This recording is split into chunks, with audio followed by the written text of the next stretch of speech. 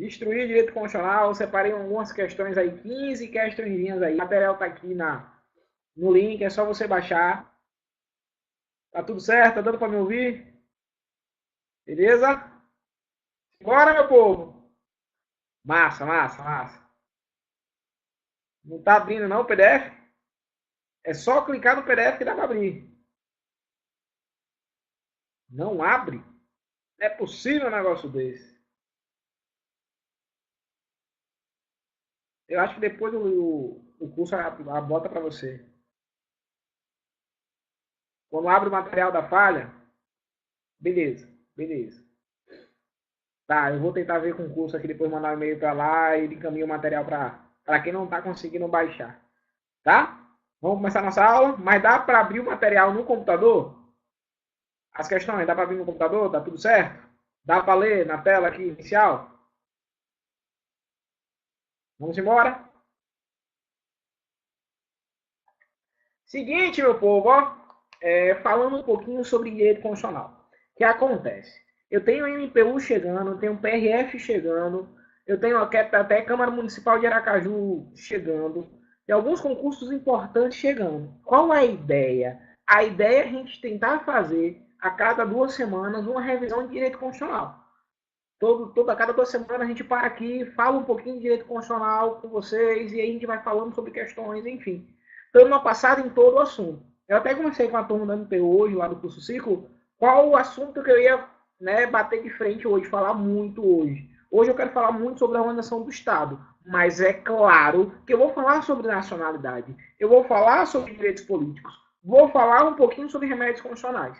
Eu dou sempre uma passada em todo o direito constitucional, mas tem alguns assuntos durante esse gabaritando direito constitucional que eu vou dar um foco maior. Hoje, o foco maior é a organização do Estado. Até para você ter um norte e não achar que isso é um tema difícil, que é é uma viagem, não é. Não é, fique tranquilo, que a organização do Estado é um tema bem sossegado e você vai ver que as questões não são de outro mundo. O que é que eu fiz também em relação ao nosso material PDF?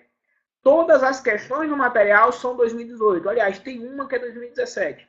Mas o resto das 15 questões, se eu não me engano, que eu coloquei no material, todas elas são de 2018. Só tem a última questão que é 2017. Então, o objetivo é mostrar como a CESP está cobrando esse ano os assuntos. Né? Eu vou te mostrar que não é coisa de outro mundo, que você consegue acertar as questões de direito constitucional mesmo com a banca CESP. Belezinha? Então, o projeto Gabaritando o Direito Constitucional começa hoje e vai até a aprovação de todo mundo.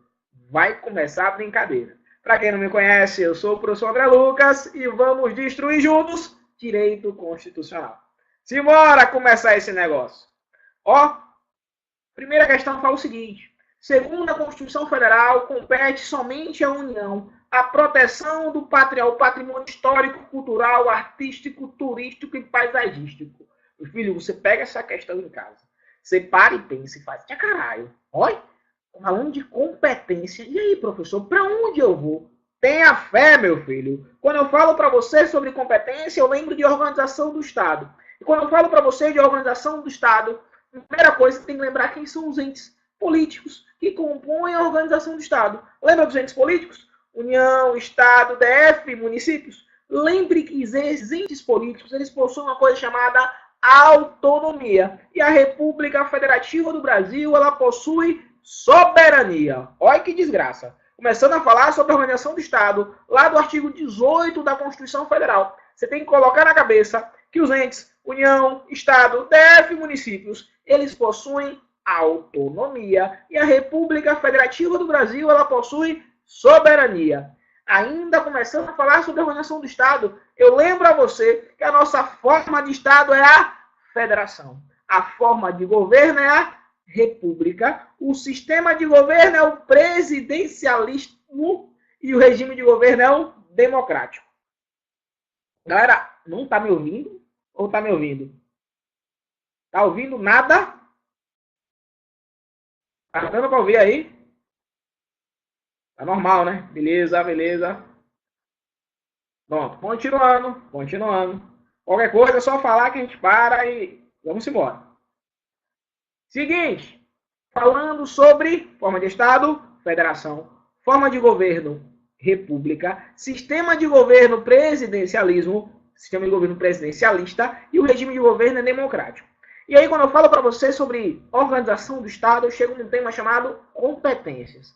E a questão fala bem assim, ó, segundo a Constituição Federal, compete somente à União a proteção ao patrimônio histórico, cultural, artístico, turístico e paisagístico. Anote aí no seu caderno, de verdade. Pare agora e anote no seu caderno assim. Olha que desgraça, e o CESP adora fazer isso. Se for assim, proteção ao patrimônio histórico, cultural, artístico, turístico e paisagístico, não é competência nem privativa, nem exclusiva, nem concorrente. Proteção ao patrimônio é competência comum. Olha que desgraça. Proteção ao patrimônio é competência comum. Na questão ele colocou assim, compete somente à União. Não, meu filho, não compete somente à União, não. E quando eu falo para você que é competência comum, você já anota, a competência comum de quem? Da União, dos estados, DF e municípios. A questão colocou, compete somente à União. Agora, se viesse na questão assim, segundo a Constituição Federal, compete a União, o Estado, o Distrito Federal, legislar sobre proteção ao patrimônio. Olha a diferença. Legislar sobre proteção ao patrimônio é diferente de proteção ao patrimônio. Se vier na sua prova, legislar sobre proteção ao patrimônio é o quê? É competência concorrente. Agora, proteção ao patrimônio histórico, cultural, artístico, enfim, é competência comum. Se vier na sua prova, compete a União, Estado, DF, municípios. Legislar sobre não. A proteção do patrimônio histórico, cultural, artístico, turístico, paisagístico, competência comum. Se vier legislar concorrentemente sobre proteção do patrimônio histórico, cultural, artístico, turístico, paisagístico, beleza. Tá dando para ouvir? Tá tudo certo? Como é que tá o esquema? Tá travando? Não tá? Pelo amor de Deus, vamos botar esse negócio? Seguinte. E aí eu falo para você, quando eu falo sobre competência, cuidado para não confundir essa primeira questão. Viu na questão? A questão está errada, a primeira questão. Ela fala que compete somente à União. Não. Nesse caso, proteção ao patrimônio histórico, cultural, artístico, turístico e paisagístico é competência comum. Comum de quem? Estados, União, Estado, DF, municípios. Se na questão tivesse compete a União, Estado e Distrito Federal legislar concorrentemente sobre proteção do patrimônio, beleza. Agora, compete a proteção do patrimônio é competência comum. Tranquilinho? Então vamos lá. A questão está errada. Vamos para a segunda. Na segunda questão fala assim, ó. Qualquer cidadão brasileiro, em pleno exercício dos seus direitos, tem legitimidade para propor ação popular, com o intuito de anular ato lesivo ao patrimônio histórico e cultural. Olha que questão boa.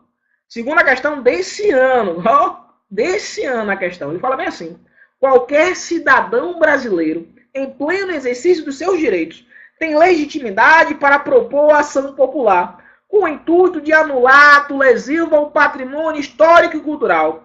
Olha a desgraça, ação popular, remédios constitucionais, questão desse ano, se eu não me engano, essa questão é do IFAM, concurso agora recente, o CESP cobrou. Ação popular, quem pode impetrar, caro aluno? Lembre que é qualquer cidadão. Quem desgraça é cidadão? Aquele que está com pleno exercício dos seus direitos políticos. Ação popular, eu vou impetrar ação popular para quê? Para anular ato lesivo ao patrimônio cultural, ao patrimônio histórico cultural, ao patrimônio público, ao meio ambiente e à moralidade administrativa. Segunda questão tá correta. Questão linda, questão desse ano e o CESP cobrou. Qualquer cidadão, em pleno exercício dos seus direitos, tem legitimidade para propor ação popular, com o intuito de anular ato lesivo ao patrimônio histórico cultural. Meu filho, é qualquer cidadão, não é qualquer pessoa. Bote isso na sua cabeça. Eu aproveito. Quando eu falo sobre isso, eu quero lembrar você um pouquinho sobre remédios constitucionais. Eu falei sobre ação popular, mas você tem que lembrar também sobre habeas corpus. Quando eu falo para você sobre habeas corpus, lembre, habeas corpus, liberdade de locomoção. Lembre que estrangeiro pode impetrar habeas corpus. Pode, mas tem que ser em língua portuguesa. Lembre também que pessoa jurídica, uma empresa, ela pode impetrar habeas corpus. Pode, mas tem que ser a favor de pessoa física. Pessoa jurídica pode impetrar habeas corpus? Pode, mas a favor de pessoa física. Pessoa jurídica não pode impetrar habeas corpus a favor de pessoa jurídica. Isso não, papai. Isso não. Beleza? Por quê, professor? Porque habeas corpus, eu estou falando da liberdade de locomoção, meu filho. Habeas corpus, liberdade de locomoção. Então, pessoa jurídica pode impetrar habeas corpus a favor de pessoa jurídica? Não. Mas a favor de pessoa física? Pode. Lembre que o habeas corpus é um remédio gratuito, que não precisa de advogado, que eu posso ter habeas corpus caráter preventivo ou repressivo. É importante lembrar do habeas corpus. Ainda falando sobre remédios constitucionais, eu quero lembrar você do mandado de segurança. Lembra dele? O mandado de segurança para proteger direito líquido e certo, não amparado por habeas corpus ou habeas data. Lembre que o mandado de segurança é um remédio residual. Lembre que eu posso impetrar um mandado de segurança preventivo. Eu posso ter caráter preventivo ou repressivo? Pode. Lembre que pessoa jurídica também pode impetrar mandado de segurança. Agora sim, quando eu falo para você sobre mandado de segurança coletivo, lembre quem pode impetrar. Quem que pode impetrar mandado de segurança coletivo? Partido político com representação no Congresso Nacional, organização sindical, entidade de classe e associação legalmente constituída há pelo menos um ano. É importante você lembrar das pessoas que podem impetrar mandado de segurança coletivo, partido político com representação no Congresso Nacional, organização sindical, entidade de classe e associação legalmente constituída há pelo menos um ano. E nesse ponto da associação, eu paro e te falo que para a associação impetrar um mandado de segurança coletivo, independe de autorização dos associados. Isso segundo o STF. Beleza? Tranquilinho? Tá. Continuando, vamos para a terceira questão, meu filho. Fala bem assim, o cancelamento da naturalização em razão de sentença transitada em julgado implica cassação dos direitos políticos. Olha que desgraça nessa terceira questão. Cara, aluno, de verdade, é difícil esse negócio? Não é não, velho. Não é não. Primeira questão, tranquila, de competência. Segunda questão, de remédios constitucionais. Tranquila, questão desse ano também. Terceira questão, falando sobre cancelamento da naturalização, e fala que em razão de sentença transitada em julgado implica cassação de direitos políticos. Meu filho, pegou nacionalidade com direitos políticos. Vou para onde, professor? Tenha fé. Bote aí no seu caderno que é proibida, é vedada a cassação de direitos políticos. Ou é perda, ou é suspensão. Cassação não tem, meu filho. Olha, ou perde, ou suspende. Cassar direitos políticos, não, meu filho. Então já corte essa desgraça aí. Já corte. Que cassação de direitos políticos, não. Ou é perda, ou é suspensão dos direitos políticos. O cancelamento da naturalização em razão de sentença judicial transitada em julgado implica na perda dos direitos políticos. Perde e não cassação de direitos políticos. Terceira questão está errada. Aproveite e lembra você os casos de perda ou suspensão dos direitos políticos. Perda ou suspensão de direitos políticos. Lembra do memorex chamado Rico-Cai? Papai, Memorex para lembrar de perda ou suspensão dos direitos políticos. Lembre do Rico-Cai. Rico-Cai para lembrar de perda ou suspensão dos direitos políticos. E aí eu lembro para você assim, Rico-Cai. R de quê? R de recusa de cumprir obrigação legal a todos os impostos. Segundo a doutrina majoritária, o CESP adota a recusa de cumprir obrigação legal a todos os impostos é caso de perda. Beleza? O I de incapacidade civil absoluta, caso de suspensão de direitos políticos. O CO de condenação criminal transitada em julgado, caso de suspensão de direitos políticos. Rico. Cai de quê? Cai de cancelamento da naturalização, e aí é caso de perda. E o último I de improbidade administrativa, caso de suspensão dos direitos políticos. Tranquilinho? Então, quando eu falo sobre perda ou suspensão, eu não tenho cassação de direitos políticos de jeito nenhum. Gravou essa desgraça? É pai devagar, minha filha. Ô, desgraça. Você quer que eu vá devagar? Vamos lá, devagarzinho, Seguinte, falando sobre cassação de direitos políticos, não pode. Ou é ou perda ou é suspensão. Qual memorex que você vai ter que lembrar? Quando eu falo sobre perda ou suspensão, qual memorex? Memorex chamado rico cai. Memorex chamado rico cai. Você vai lembrar dos casos de perda ou suspensão. O R de rico, é de recusa de cumprir a obrigação legal a todos imposta. Esse caso é um caso de perda dos direitos políticos. Prevalece que é perda. Existe uma discussão se é suspensão, se é perda, mas o R é de perda. O I, de incapacidade civil absoluta, é um caso de suspensão dos direitos políticos. O CO, de condenação criminal transitada em julgado, caso de suspensão dos direitos políticos. Depois, cai o CA de cancelamento da naturalização, caso de perda, e o I de improbidade administrativa. Beleza? Tranquilinho? Tá dando para ir? Vamos embora. Quarta questão. Ó, bem assim, ó. Se um grupo de moradores do Cerrado brasileiro pretender fundar uma associação, intuito de incentivar e promover a preservação do meio ambiente, será indispensável uma autorização estatal prévia para o funcionamento dessa associação. Galera, para quem não tá, para quem tá travando aí, etc, você consegue assistir depois, beleza? Vamos lá. Quarta questão. Se um grupo de moradores do Cerrado brasileiro pretende, com o intuito de incentivar e promover a preservação do meio ambiente, será indispensável uma autorização estatal prévia para o funcionamento dessa associação.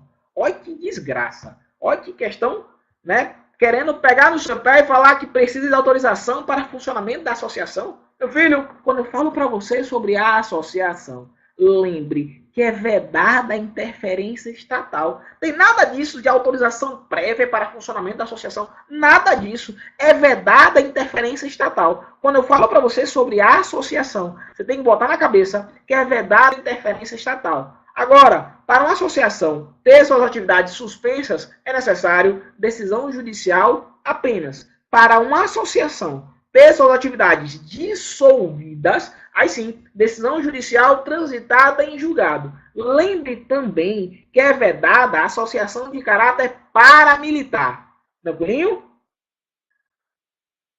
Vamos lá. Agora está gostando da aula. Então, quando eu falo para você, é vedada a associação de caráter paramilitar. Lembre que uma associação, para ter suas atividades suspensas, decisão judicial apenas. Para uma associação ter suas atividades dissolvidas, decisão judicial transitada em julgado.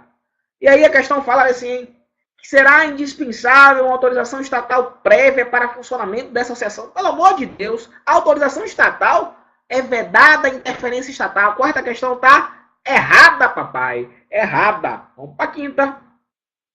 Antes de ir para a quinta questão, eu quero lembrar você um ponto interessante.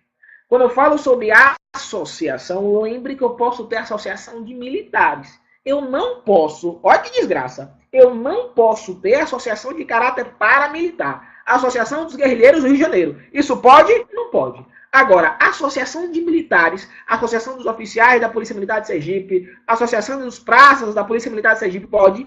Pode. Cuidado para não confundir. A associação de militares pode. A associação de caráter paramilitar não pode. Cuidado para não confundir essa desgraça. Tá? Vamos embora para a quinta. Quinta questão fala sobre direitos políticos. E a quinta questão fala bem assim. Olha a questão linda, quinta. Quinta fala do analfabeto. O analfabeto.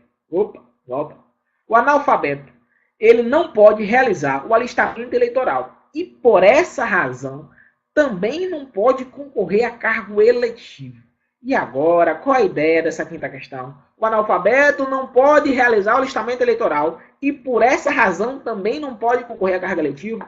O voto é obrigatório, é facultativo pra quem, papai? Eu falo toda aula, os concursos desse ano vão cair em direitos políticos. Não tem para onde correr, meu filho. E aí você tem que lembrar quem pode votar, quem não. O voto é obrigatório para quem, facultativo para quem, porque a banca sabe que essa desgraça confunde.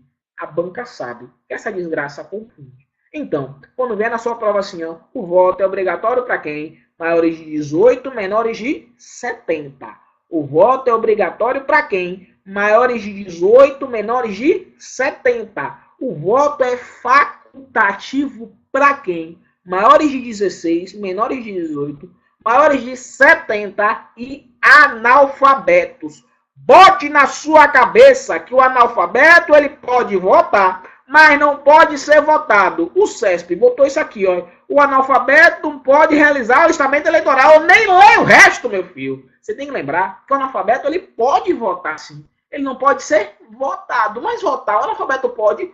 Pode. O voto é facultativo para o analfabeto. Lembre que o analfabeto ele é inelegível. Mas ele é inelegível, não pode ser votado. Mas ele pode votar. Votar ele pode.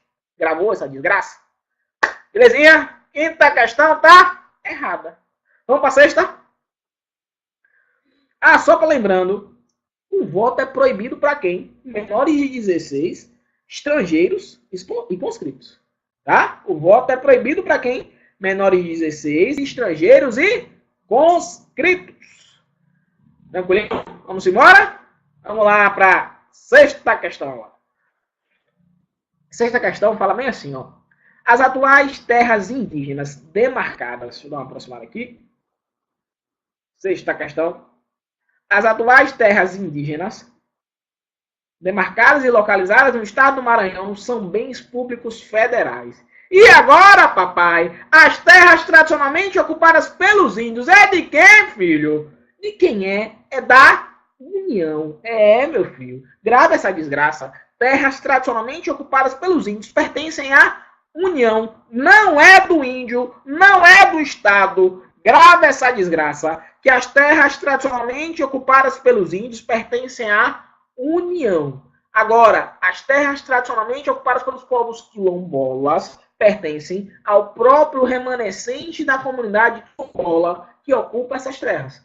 Cuidado para não confundir terra do que é ocupada pelos povos quilombolas com terra tradicionalmente ocupadas pelos índios. Uma coisa é uma coisa, outra coisa é outra coisa. Cuidado para não confundir essa desgraça. Belezinha? Questão fácil, falando de terras tradicionalmente ocupadas pelos índios. Vamos para a próxima. Quando eu falo sobre terra de índio, você lembra a prova da PF domingo, que vai cair índio nessa prova e você vai acertar a questão também. Porque qual é a ideia de direito constitucional? De verdade. A revisão gabaritando direito constitucional vai te ajudar para vários concursos, velho. Mesmo se você, professor, não sei ainda para qual concurso eu faço. Eu não sei ainda. Meu velho, a revisão vai te ajudar no INSS, vai te ajudar no MPU, vai te ajudar na PRF, vai te ajudar também no concurso da PF. E eu garanto para você que de 15 em 15 dias eu vou tentar fazer essa revisão de direito constitucional. É uma aproximação minha e sua, revisão online, para você relaxar e só escutar, pelo amor de Deus, a desgraça. Vou repetir do quilombola, vou repetir, tenha fé, tenha fé. Vamos lá. Sexta questão falou bem assim, ó. As atuais terras indígenas demarcadas e localizadas no estado do Maranhão são bens públicos federais. São bens públicos federais. São sim, tá correto. Você tem que lembrar assim. As terras tradicionalmente ocupadas pelos índios pertencem à União. Agora, as terras tradicionalmente ocupadas pelos povos quilombolas pertencem ao próprio remanescente da comunidade quilombola que ocupa aquelas terras. Ao próprio povo quilombola que ocupa aquelas terras. Cuidado para não confundir. Terra do índio é da União. Terra tradicionalmente ocupada pelo índio é da União. Terra tradicionalmente ocupada pelo povo quilombola pertence ao próprio remanescente da comunidade quilombola que ocupa aquelas terras. Cuidado para não confundir essa desgraça. Aproveito e lembro a você assim, ó, que quando eu falo sobre terras, eu lembro que terrenos de marinha pertencem à União. Cavidades subterrâneas pertencem à União. Recursos minerais, inclusive do subsolo, é da União. Eu lembro a você que, em regra, as terras devolutas pertencem aos estados. Em regra, as terras devolutas pertencem aos estados. Essa é a regra. Agora, se essas terras devolutas forem indispensáveis à preservação ambiental, indispensáveis a construções, fortificações militares, vias federais, aí vão para a União. Mas a regra é que terras devolutas pertencem aos estados. Belezinha? Ô, meu pai, tá cortando esse negócio ainda, é? Tá dando para ouvir, meu povo? Vamos embora. Seguinte, tô na sexta, vou indo para a sétima agora. Vamos lá. Sétima, fala bem assim, ó. A ilha lacustre, a sexta está correta. Sétima, a ilha lacustre, que não pertence à União, pode ser bem do Estado Federado ou do município, a depender da localização territorial. Olha que desgraça. Meu velho, organização do Estado.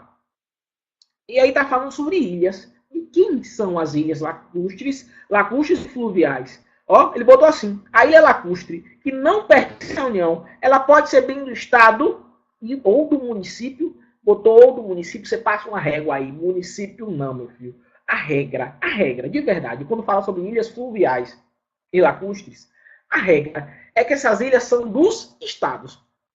Se não forem dos estados, vão pertencer à União. Beleza? A regra é que as ilhas fluviais e lacustres, a regra é que é dos estados.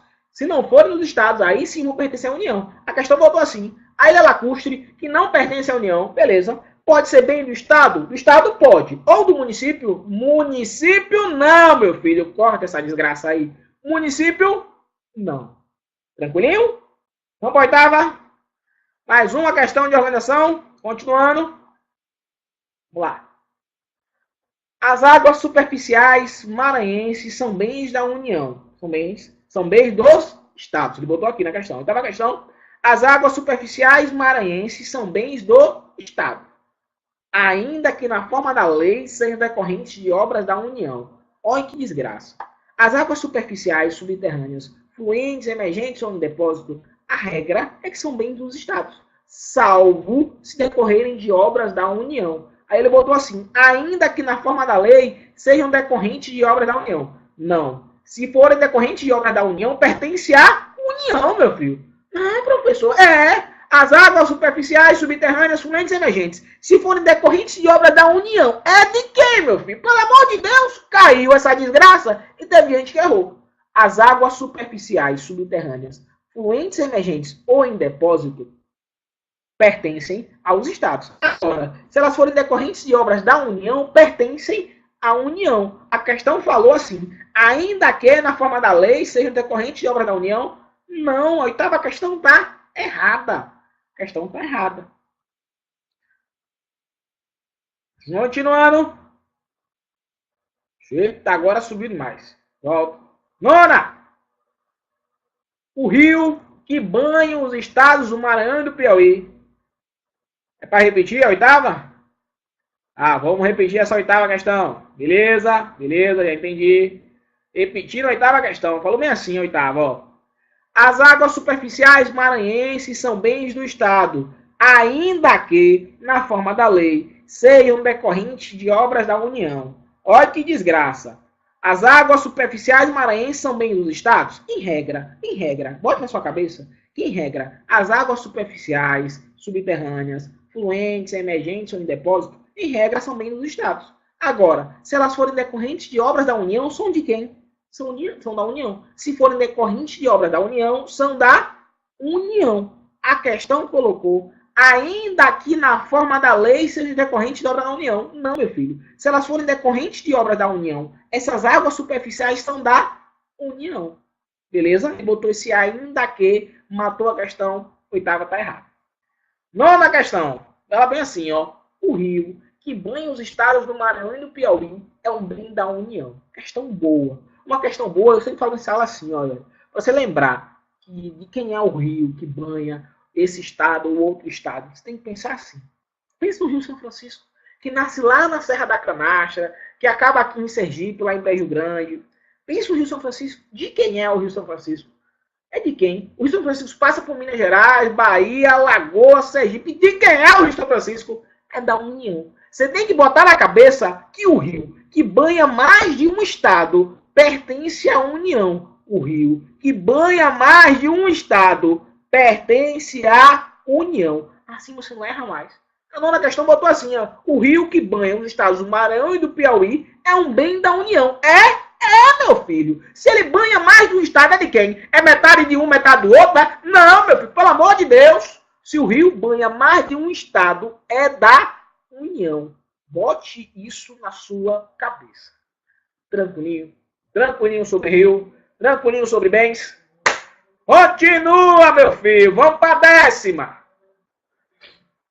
No âmbito de sua jurisdição, compete ao município. Deixa eu tomar uma água que estou seco. Pelo amor de Deus. Não, vai embora a voz e acabou. Já são 10 horas, 11 horas da noite, senão a voz vai embora. Amanhã tem aula.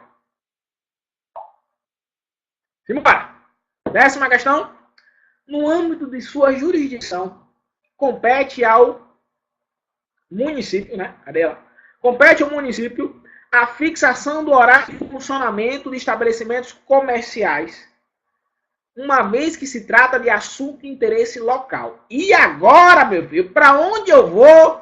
Olha que desgraça. 10ª, no âmbito de sua jurisdição, compete ao município a fixação de horário de funcionamento de estabelecimentos comerciais, uma vez que se trata de assunto de interesse local.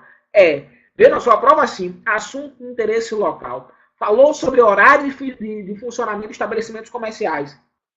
Realmente é competência do município. Eu só peço a você para não confundir isso com horário de funcionamento de banco. Horário de funcionamento de banco é competência da União. Horário de funcionamento do comércio local é competência do município. Horário de funcionamento do comércio local, município. Beleza? Horário de funcionamento dos bancos, União. Tranquilinho. 10ª questão. No âmbito de sua jurisdição, compete ao município a fixação do horário de funcionamento de estabelecimentos comerciais, uma vez que se trata de assunto de interesse local. Meu filho, local. Tá certo essa questão. Agora, se viesse na sua prova, horário de funcionamento dos bancos, competência da União. Tranquilo? 10ª questão? Questão tá correta. Tranquilinho, tranquilinho, né?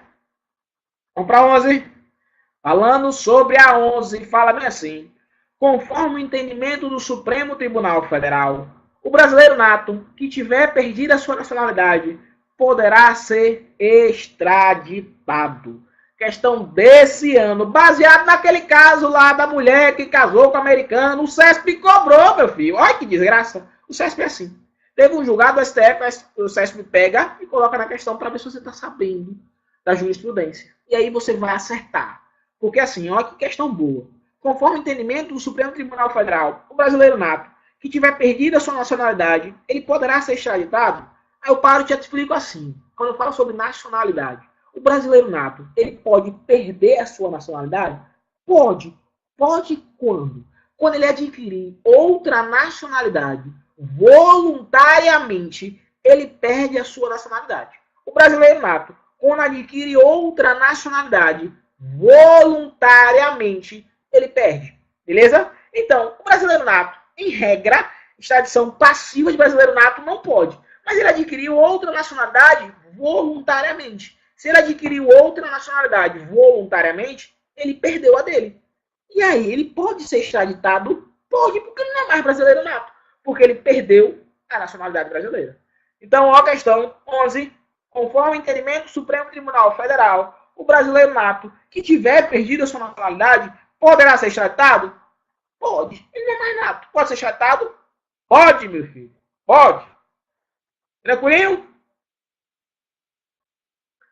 Eita, quem é que tá falando aí? Brasileiro nato, continue, meu filho. Mais, professor, brasileiro nato. Vamos para 12? Daqui a pouco eu respondo essa dúvida. A 12 fala bem assim, ó. As terras devolutas, indispensáveis à defesa das fronteiras, e os terrenos de marinha e seus acrescidos, são bens pertencentes à União.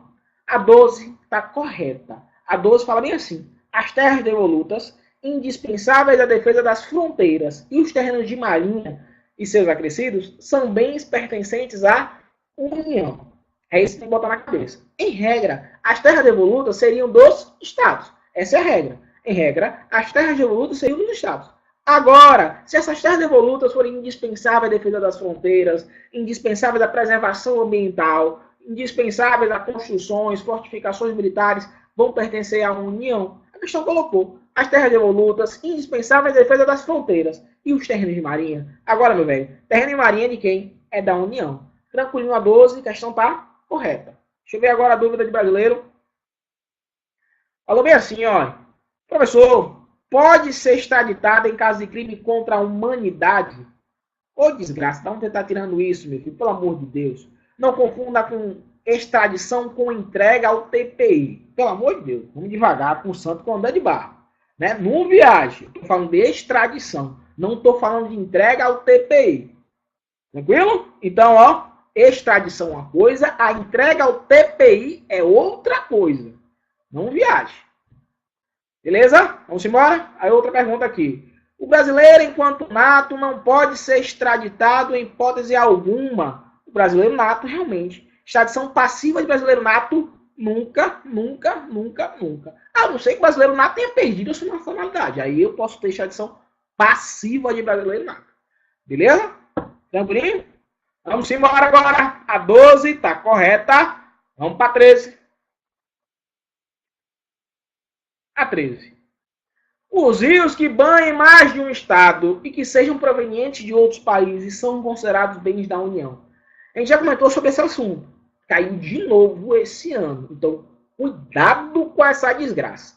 O rio que banhou mais de um estado é de quem? É da União. Um rio que veio de outro país para cá é de quem? É da União. O rio que foi para outro país de quem é? É da União. Professor, o rio vai ser do estado quando? Quando ele banhar só aquele estado. Ali é do estado só.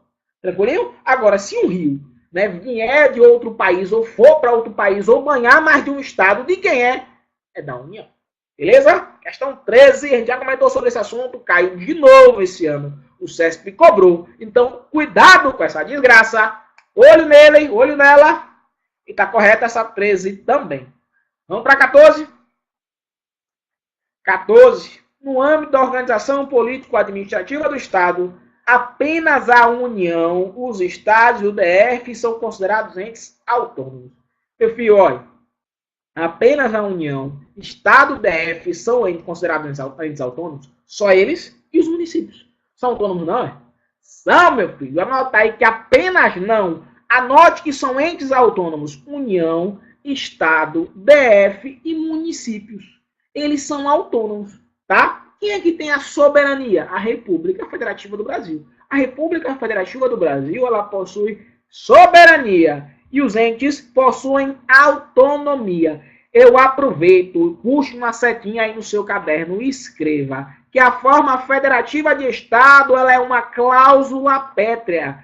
Aproveite e escreva também que a forma de governo, a nossa república, é uma cláusula pétrea implícita.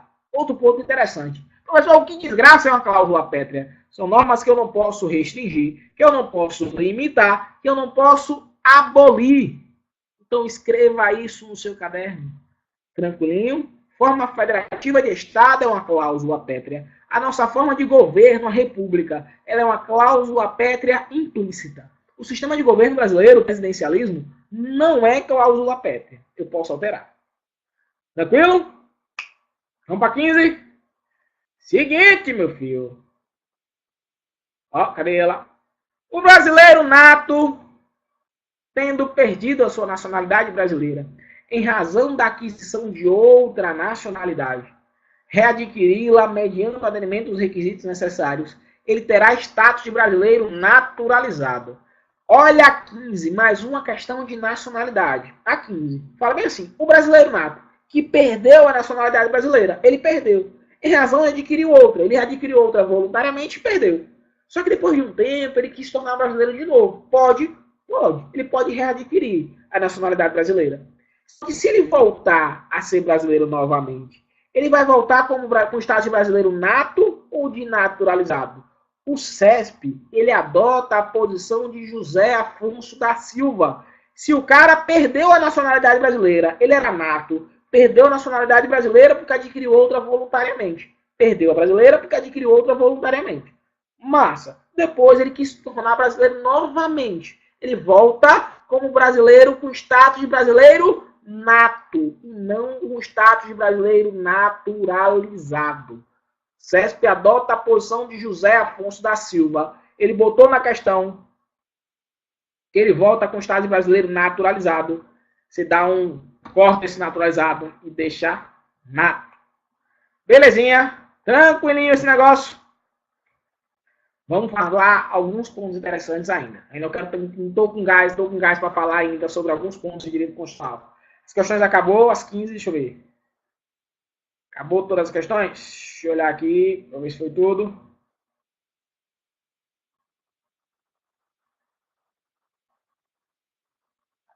Seguinte.